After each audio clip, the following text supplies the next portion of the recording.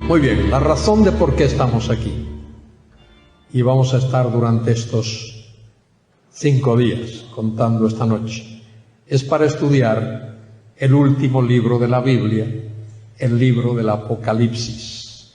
Para muchos un libro cerrado. Hay muchos cristianos que nunca han leído el libro del Apocalipsis. Me dijo una vez la hija de un pastor: no lo he leído, no lo pienso leer porque me da miedo. Y algunos tienen miedo leer el libro del Apocalipsis. En el año 1975, por supuesto yo era un jovencito en aquel tiempo, en el año 1975, por primera vez expuse a una congregación el libro del Apocalipsis. Todavía en España estábamos bajo la incertidumbre de si moría Franco o no moría. Y había o hay una congregación en una calle en la ciudad de Barcelona, la ciudad más linda del mundo, entre paréntesis, se llama la calle Paralelo. Y esa congregación estaba remodelando su local. Habían hecho las obras, etcétera, y cuando terminaron me pidieron que predicase una serie de sermones sobre el Apocalipsis para, digamos, inaugurar aquel local, aquel sitio remodelado.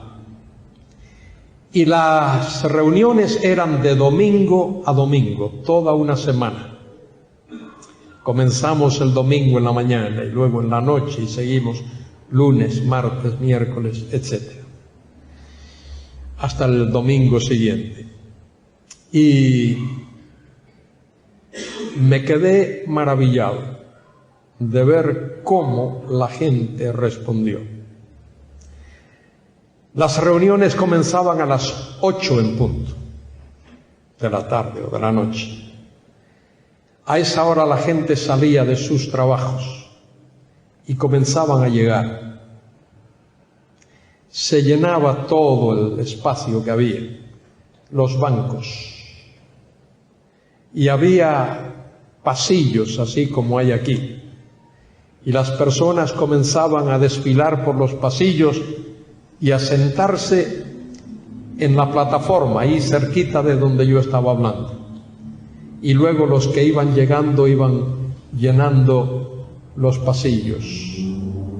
Y cuando ya los pasillos estaban llenos, había como medio metro de espacio en las paredes y ahí se acumulaba la gente. Y estuvieron toda una semana escuchando la exposición del libro del Apocalipsis, con hambre y sed de la palabra de Dios, con un tremendo interés por oír lo que Dios tiene que decir en este libro. Este es el último libro de la Biblia. Y como último libro de la Biblia que es una especie de techo, podríamos decir, a la estructura de la revelación dada por Dios.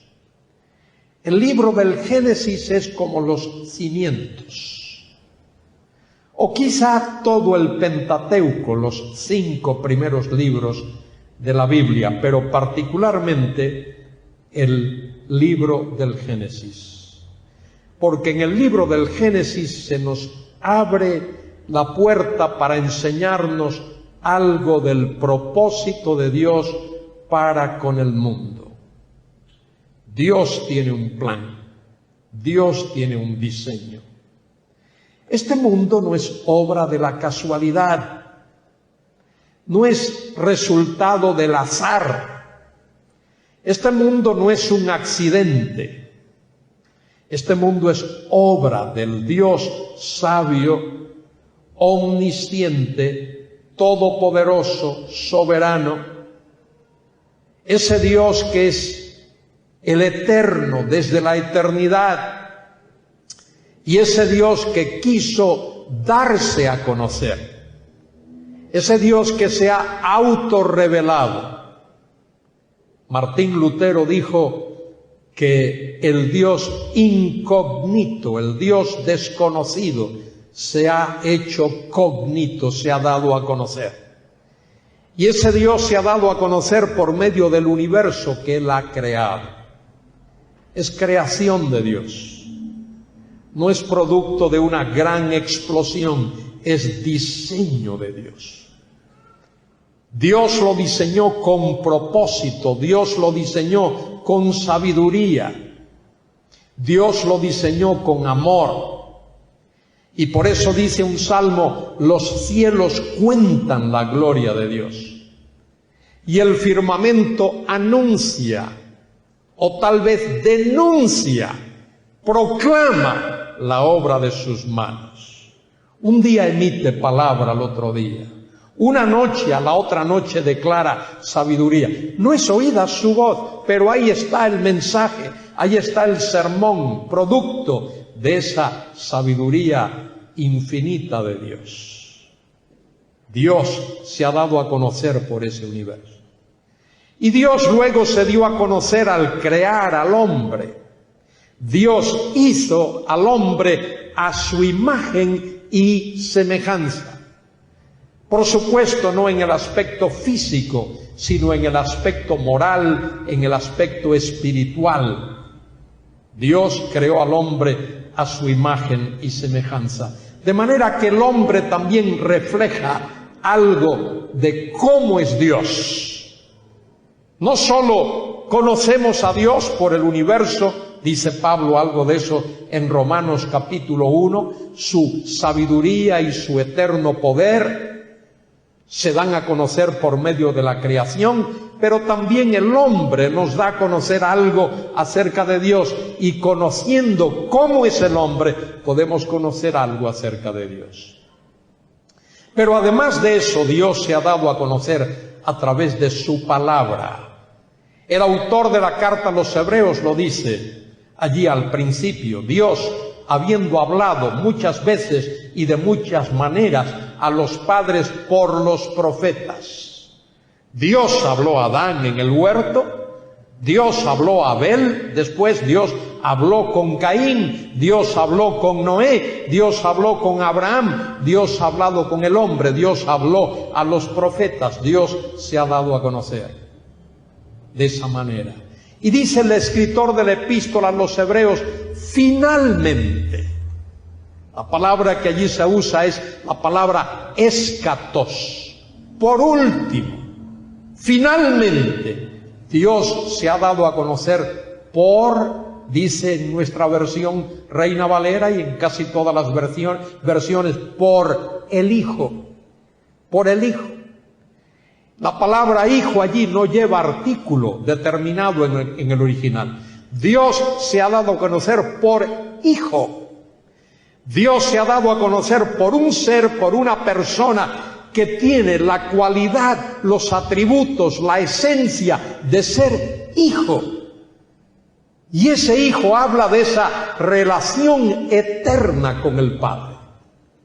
Desde la eternidad y por toda la eternidad es Padre, Hijo y Espíritu Santo. El Padre es Padre trinitario, el Hijo es Hijo trinitario. Y ha habido esa relación eterna entre el Padre y el Hijo. Y en ese diseño de Dios que no nos toca en esta noche hablar, en ese plan de Dios, Dios permitió la entrada del pecado en su creación, primeramente a través de el ángel de luz que Él había creado. Dios permitió que hubiese esa rebelión angelical. Un día Dios nos explicará el porqué. Y Dios permitió también que su criatura, esa que Él había hecho a su imagen y semejanza, también se rebelase contra Dios y desobedeciese a Dios. Y dice la Biblia que el pecado entró en el mundo por la desobediencia de un hombre. Y por ese pecado entró la muerte, y la muerte ha pasado a todos los hombres por cuanto todos pecaron. Si hay algo que nos une como seres humanos, es el hecho de que todos somos pecadores. No hay excepción. Todos hemos pecado, todos hemos desobedecido, todos tenemos una naturaleza depravada, todos somos rebeldes y contumaces. Nos hemos rebelado contra nuestro Dios, contra nuestro Creador. Y Dios, en su infinita misericordia, nos ha revelado todas esas cosas. Dios nos ha revelado el principio, y Dios nos ha revelado el desarrollo de la historia a lo largo de siglos y de milenios. Y Dios también nos revela cómo Él va a consumar su plan eterno. El plan eterno de Dios, ese que Él diseñó en la eternidad, Dios, Padre, Hijo y Espíritu Santo, las tres personas en una sola esencia, en una sola sustancia, en una sola realidad. Ese Dios trino diseñó ese plan y Él lo va a consumar. Porque Él un día va a derrotar el mal, va a derrotar el pecado, va a derrotar la maldad. Y un día su gloria, como dice Habacuc 2:14, toda la tierra será llena del conocimiento de la gloria del Señor, como las aguas cubren el mar. Y lo repite el profeta Isaías, capítulo 11, versículo 9, casi con las mismas palabras. Un día toda la tierra va a ser llena del conocimiento de la gloria de Jehová, tal como las aguas cubren el mar, porque Dios va a derrotar el mal. Quizá podría decirse que Dios, por todos estos siglos y milenios, Dios está fraguando, Dios está modelando el mejor de los mundos. Y ese mejor de los mundos es el que vemos en el libro del Apocalipsis, el mejor de los mundos que Dios va a crear. El libro del Apocalipsis fue el último de los libros en ser escritos. Fue escrito por el apóstol Juan, el autor del Evangelio según San Juan, el autor de 3 epístolas, primera, segunda y tercera. Ese hombre fue el autor del libro del Apocalipsis. En el principio de la historia de la Iglesia hubo sus dudas. Si fue Juan el apóstol o fue un personaje que se conoce en la historia temprana de la Iglesia como Juan el anciano o Juan el presbítero, que es la palabra griega que significa anciano. Y por eso el libro del Apocalipsis fue clasificado conjuntamente con otros libros que se le llama antilegómena. Antilegómena significa libros objetados. No rechazados, sino objetados, porque había ciertas dudas, ciertas preguntas. La epístola a los hebreos, había la duda, ¿quién lo escribió? No se sabe, el autor humano. Y para la iglesia primitiva, evidentemente, era importante saber quién fue el autor humano de los libros. La epístola de Santiago fue objetada también, porque algunos entendían que Santiago contradecía los escritos de Pablo respecto de la justificación por la fe. Lutero mismo dijo que Santiago era una epístola de paja. Luego después recapacitó, gloria a Dios, y reconoció que efectivamente es un libro escrito bajo la dirección del Espíritu Santo. Bueno, esos libros como Santiago, como Hebreos, como Segunda de Pedro, mire, Segunda de Pedro, porque no se sabía si Pedro aún vivía. Y las epístola segunda y tercera de Juan, porque parecían más bien cartas personales. La epístola de Judas, porque hay una cita ahí a un libro pseudoepigráfico. Esos libros fueron clasificados como antilegómena. Bueno, el libro del Apocalipsis también, por el hecho de esa incertidumbre. ¿Fue Juan el apóstol o fue ese personaje conocido como Juan el anciano, Juan el presbítero? Pero esos problemas fueron resueltos y la Iglesia de aquellos años ha reconocido y reconoce esos 27 libros del Nuevo Testamento que tenemos en lo que llamamos el canon del Nuevo Testamento. El libro del Apocalipsis también le da el nombre a un género literario que se llama literatura apocalíptica. La literatura apocalíptica no solo es profética. La literatura apocalíptica tiene la característica de ser escatológica. No es lo mismo profético que escatológico. A ver si lo explico.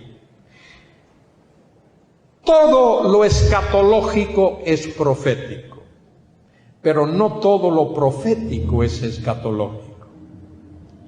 Hay profecías de la Biblia que se han cumplido. Por ejemplo, respecto del nacimiento de Cristo, que iba a nacer de la Santísima Virgen María, que iba a nacer en Belén de Judea, que iba a vivir en Nazaret, todo eso se ha cumplido. De manera que eso era profético, pero no escatológico. Y así hay muchas profecías de la Biblia. Escatológico tiene que ver con los acontecimientos finales, con los acontecimientos próximos a la segunda venida de Cristo a la tierra. Por ejemplo, cuando se habla de ese período que es el tema del Apocalipsis, entre paréntesis, de la gran tribulación, eso es escatológico. Daniel habló de eso, Daniel 9:27, cuando habla, y también Daniel capítulo 12, cuando habla de los sufrimientos de la nación de Israel y lo que iba a ocurrir en los postreros tiempos. Eso es escatológico. Cuando el Señor Jesucristo predica el sermón del Monte de los Olivos, Mateo 24 y Marcos capítulo 13, eso es escatológico. Está hablando de acontecimientos que han de ocurrir en los postreros tiempos. Eso es escatológico. Porque la palabra, repito, escatos significa las últimas cosas, los últimos acontecimientos, las cosas que van a ocurrir en los últimos tiempos. De manera que el libro del Apocalipsis le da el nombre a un género literario que se llama literatura apocalíptica. Y a la literatura apocalíptica pertenecen libros del Antiguo Testamento como Daniel, por ejemplo, el libro del profeta Zacarías, y también, por lo menos en parte, el libro de Ezequiel. Y esos libros tienen ciertas características. Su contenido, su comunicación es hecha a través de símbolos, de visiones, de sueños. Esa es una característica de la literatura apocalíptica. También es característica de la literatura apocalíptica el hecho de que esos libros fueron escritos en una situación de exilio. Ezequiel estaba en el exilio cuando escribió su libro, su profecía. Zacarías estaba en el exilio cuando escribió su libro profético. Daniel estaba en el exilio y Juan estaba exiliado en Patmos. De manera que esas son características de la literatura apocalíptica. Y hay otra más que debo mencionar, que es importante. Debido a que se utiliza símbolos, visiones, sueños, para comunicar el mensaje. Dios proporcionó, proveyó un ser celestial, un ángel, por ejemplo, para que le interpretase al profeta qué era el significado, cuál era el significado de esas profecías. Bueno, que nadie se asuste, supongo que no es el rapto de la iglesia todavía, ni estamos en la tribulación. Alguien ha querido despertar a alguien que se estaba durmiendo por ahí y darme la oportunidad a tomar un traguito de agua mientras tanto.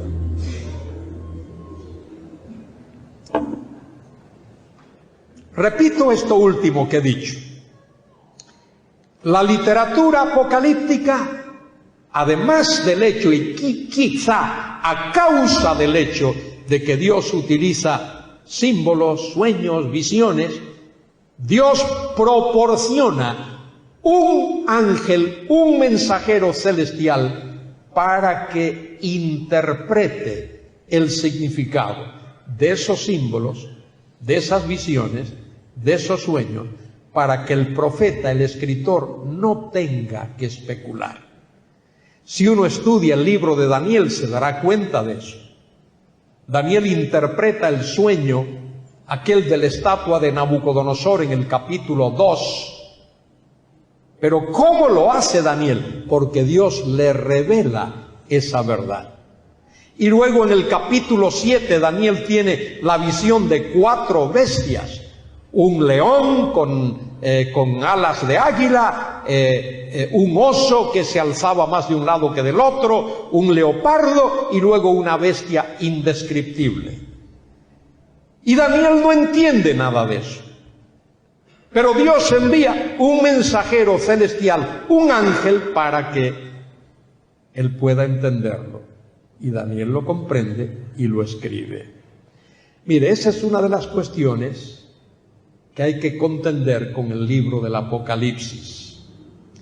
En el libro del Apocalipsis hay mucho lenguaje figurado, símbolos, símiles, metáforas.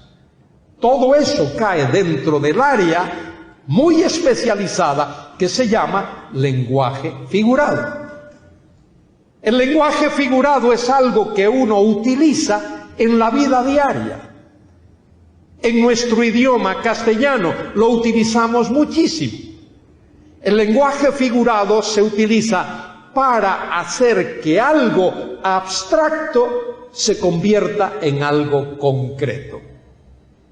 Cristo utilizó muchas parábolas. Las parábolas caen dentro de lo que se llama lenguaje figurado. Cristo habló de la parábola del sembrador.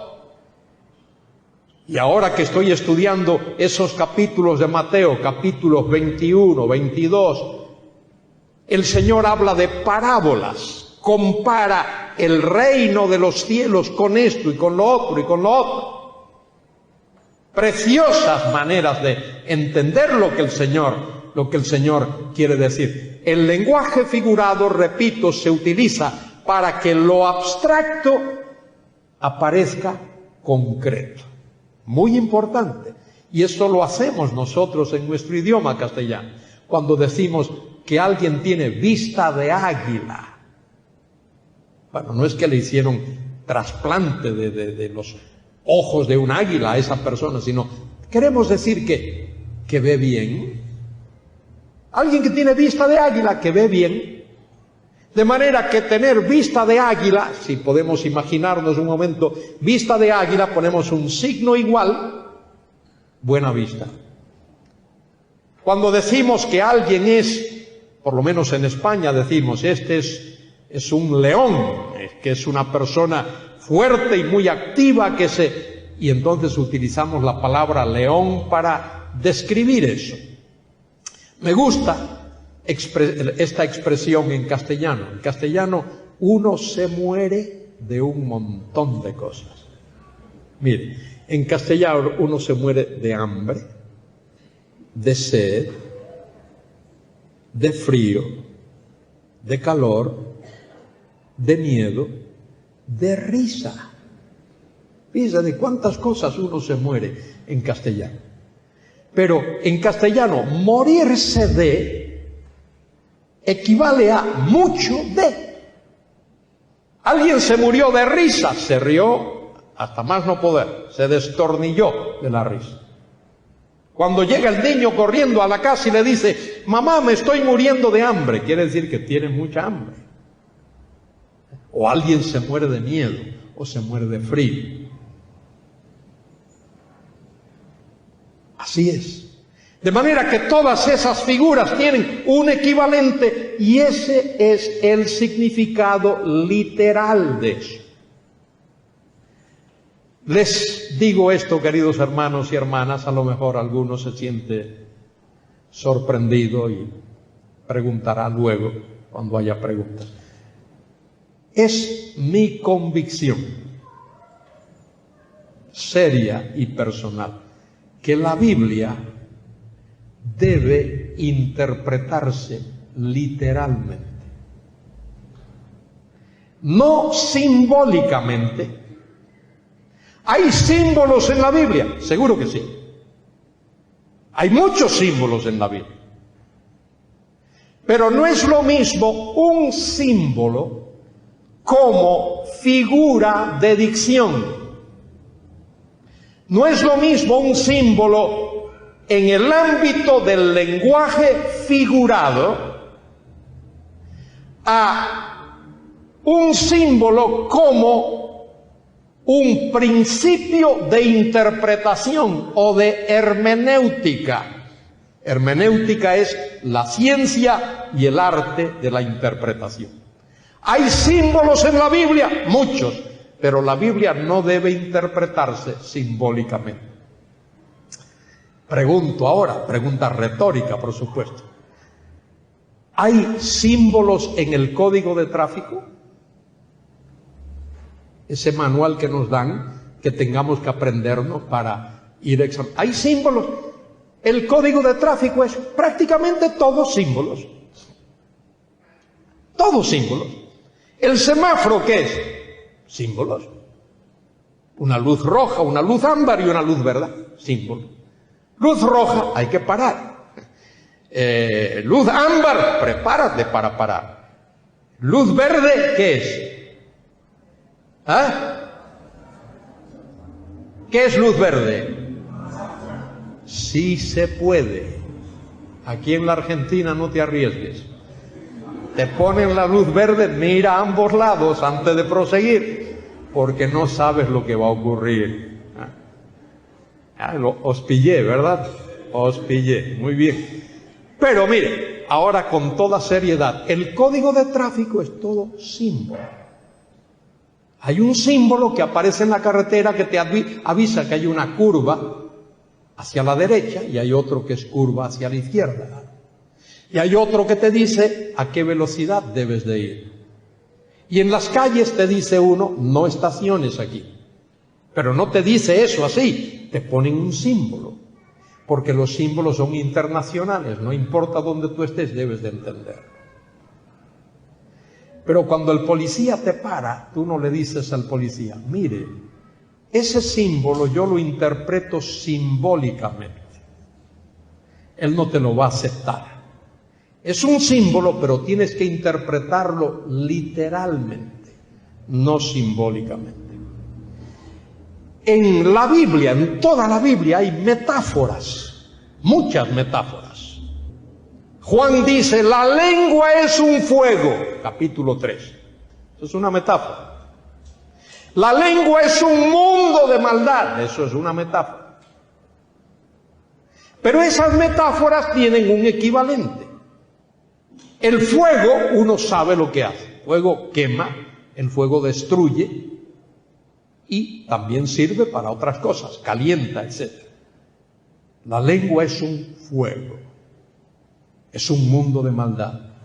Entonces uno tiene que tomar esa figura.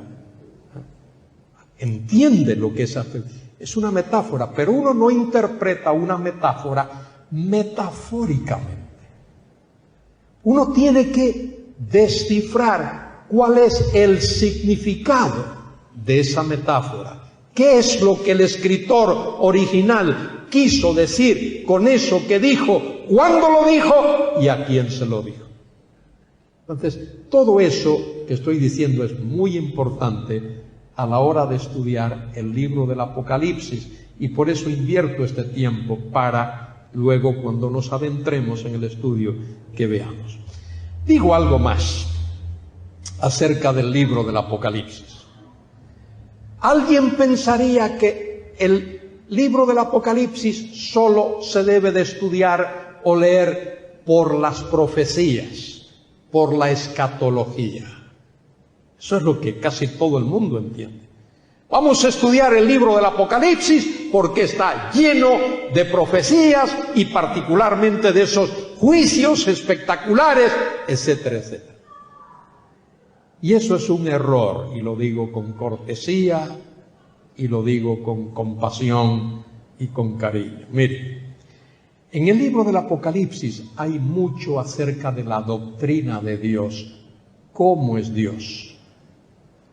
A eso se le llama teología propia. Uno quiere estudiar acerca de Dios. El libro del Apocalipsis es ideal. Ahí no se nos habla de los atributos de Dios. Alguien quiere estudiar la doctrina de la salvación. El libro del Apocalipsis es tremendo cuando habla de la doctrina de la salvación. Cristo, el Redentor, su sacrificio, su resurrección, etc. Alguien quiere estudiar eclesiología, la doctrina de la iglesia. Hay 2 capítulos del Apocalipsis dedicados a 7 iglesias. Mire qué tema tan importante. Uno quiere estudiar acerca de la adoración, cómo adorar a Dios. El libro del Apocalipsis nos dice cómo adorar a Dios. ¿Y qué es adorar a Dios? Adorar a Dios es exaltar, ensalzar a Dios, hablar con Él acerca de su hermosura, de sus atributos, de su gracia, de su gloria, de su santidad, de su justicia. Adorar a Dios no tiene que ver con ruidos, ni con saltos, ni con aspavientos, ni con cosas de esas. Es hablar con Dios acerca de Dios. Cuán glorioso es, cuán justo es, cuán santo es, la grandeza de su amor, de su misericordia, de su justicia, su gloria eterna, su inmutabilidad. Queremos estudiar acerca de los ángeles. El libro del Apocalipsis tiene mucho que decir acerca de los ángeles. Digo esto para que nadie crea que solo se estudia el libro del Apocalipsis por los temas proféticos. Y digo una cosa más respecto del libro del Apocalipsis. Este libro trata fundamentalmente de un período de tiempo que se llama la semana número 70 del libro de Daniel. La 70ª semana del libro de Daniel. Daniel 9:27. En Daniel capítulo 9, versículo 24, Dios dice que ha decretado, que ha separado, que ha establecido 70 semanas relacionadas con la nación de Israel. ¿Cómo sé que es relacionada con la nación de Israel? Porque lo dice allí. Dios le habla a Daniel por medio de un ángel, le dice, 70 semanas están determinadas sobre tu pueblo. Y Daniel solo conocía como su pueblo la nación de Israel. Y sobre tu santa ciudad. Y la santa ciudad para Daniel era Jerusalén.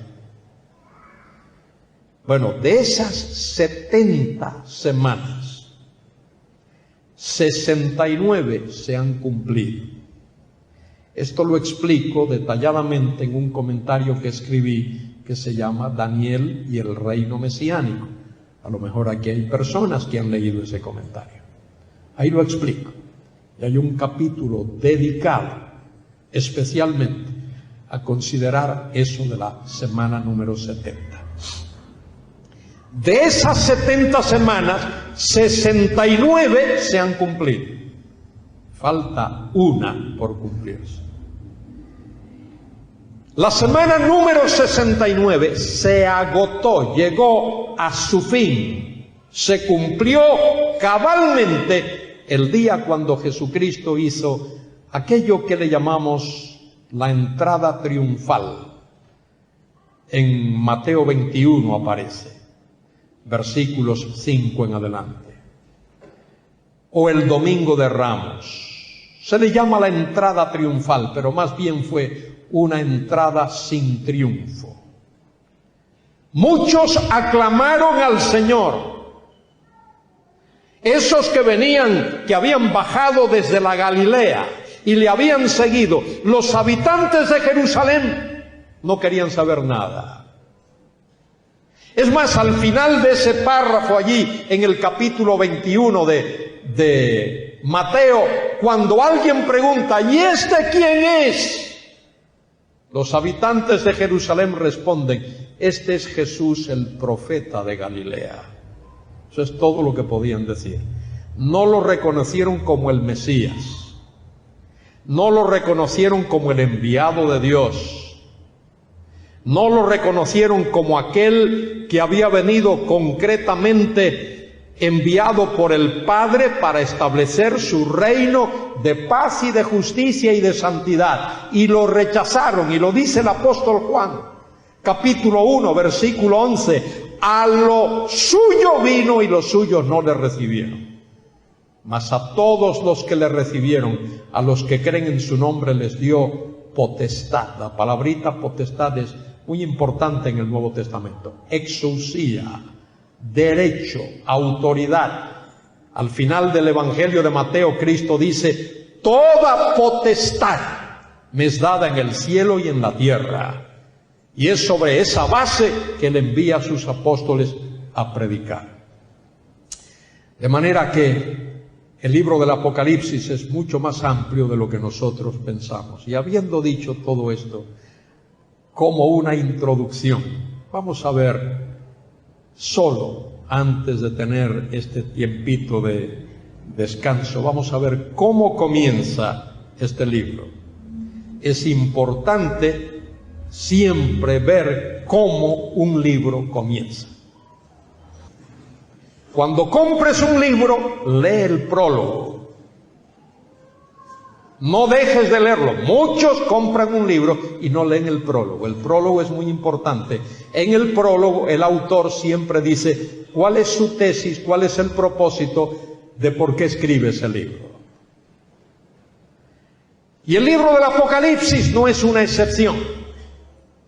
Porque el libro comienza, mire cómo comienza, la revelación de Jesucristo. Y esa palabrita que ahí se traduce, la revelación, es más, en el texto original que tengo aquí delante mío, no aparece el artículo la, solo aparece revelación de Jesucristo. Y hay una razón muy importante de por qué en el idioma griego sus sustantivos llevan el artículo o no lo llevan. Cuando lleva el artículo es para identificar ese sustantivo. Cuando no hay artículo es para dar énfasis al carácter intrínseco de ese sustantivo. Y eso es lo que Juan pretende decirnos aquí. Revelación de Jesucristo. La esencia, la naturaleza misma de esa revelación. Y aquí no se trata de una revelación acerca de Jesucristo. No es una revelación tocante a Jesucristo, sino es la revelación que es el mismo Jesucristo. Él es la revelación. Y el libro del Apocalipsis de eso trata. Es la esencia de este libro, de Jesucristo, que Dios le dio, dice el texto, para manifestar a sus siervos las cosas que deben suceder pronto. Y algunos tropiezan con esa palabrita pronto que aparece ahí. Algunos tropiezan con esa palabrita porque piensan que lo que quiere decirse ahí es que ya iban a ocurrir. Y no es así. Cuando dice ahí entachei, la palabra, la expresión pronto, no significa que ya iban a ocurrir. Esa palabrita entachei significa de ejecución rápida. Es decir, que cuando las cosas reveladas, escritas, comunicadas, enseñadas en el libro del Apocalipsis, cuando estas cosas comiencen a ocurrir, ocurrirán de una manera rápida, una cosa detrás de la otra, rápidamente. Ese es el significado de esa frase, entachei. Y termino por ahora diciendo que cuando dice ahí la revelación de Jesucristo, tiene que ver con lo siguiente. El Cristo que los hombres conocieron es ese que nació humildemente en un pesebre en Belén, rodeado de aquellos pastores, que vivió humildemente allá en la Galilea, la ciudad en Nazaret, la ciudad más despreciada de todo el territorio judío. Uno de los discípulos dijo una vez: ¿de Nazaret puede venir algo bueno? El Cristo que los hombres conocieron es ese que vino a humillarse. Vino como el manso, humilde Cordero de Dios. Y se humilló, como dice Pablo allí en Filipenses 2. Tomando forma de siervo, haciéndose semejante a los hombres, hallándose en la condición de hombre y sufriendo, padeciendo la muerte y muerte de cruz. Fue humillado, fue ofendido, fue blasfemado. Le dijeron de todo: endemoniado, samaritano, bastardo, hijo de Belcebú, todas esas cosas. Y luego fue apresado y entregado a los gentiles para morir ignominiosamente. Fue flagelado y abofeteado y escupido y coronado de espinas y clavado en un madero, en la cruz del Calvario, en medio de por lo menos 2 ladrones, porque en aquel día pudo haberse crucificado más de los 2 ladrones y el Señor. Ese es el Cristo que los hombres conocieron. Cuando Él resucitó de los muertos, no le apareció ni a Pilato ni a Herodes, ni a Anás ni a Caifás. Le apareció a sus discípulos y a unas mujeres y a unos 500 hermanos, y al postrero de todo, como dice Pablo, como un abortivo. La palabra abortivo en el griego es ek traumati, que significa uno nacido fuera de tiempo. Y después Él ascendió a los cielos y está en el lugar de honor a la diestra del Padre, esperando el día en el que Él ha de venir a recoger a su pueblo, y luego ha de venir con poder y con majestad y gloria para establecer su reino de paz y de justicia y de santidad. El Jesús que los hombres conocieron fue ese. Pero aquí, en el Apocalipsis, se nos va a presentar a Jesús, al Cristo, tal y como Él es, lleno de gloria y de majestad. Y eso es lo que Juan describe allí en el capítulo 1. su cabeza, sus cabellos, su rostro, sus ojos, sus lomos, sus piernas, sus pies, como bronce bruñido, sus ojos como llama de fuego. Porque escuchadme, queridos amigos, Él vino la primera vez para salvar. Para eso vino la primera vez, para salvar. Cuando venga por segunda vez, vendrá a juzgar. Eso es lo que Dios ha establecido. Eso es lo que Dios ha establecido. Por eso predicamos el Evangelio de la gracia de Dios ahora, para que todo aquel que no conoce a Jesucristo abra su vida y lo reciba como su único y suficiente Salvador. Y enfatizo esto, único y suficiente. Es único porque no hay otro. Y es suficiente porque no hace falta otro. Él hizo todo lo que había que hacer. Y en la cruz Él pronunció aquella palabra. En el texto del Nuevo Testamento es una sola palabrita, tetelestai. Es un verbo que significa completar, finalizar. Está en el tiempo perfecto, voz pasiva. Se traduce en nuestras Biblias, consumado es. Todo se ha consumado. La deuda se ha pagado. La deuda ha sido saldada, para que todo aquel que en Él cree, venga, crea en Él y reciba el regalo de la vida eterna. BBN, Red de Radiodifusión Bíblica, es el nombre de nuestro grupo en Facebook. Anímese y forme parte de nuestros seguidores en esta red social. Para esto ingrese a nuestro sitio oficial en internet www.bbnradio.org. Allí aparece la herramienta BBN en Facebook para convertirse en un seguidor de este ministerio. Gracias.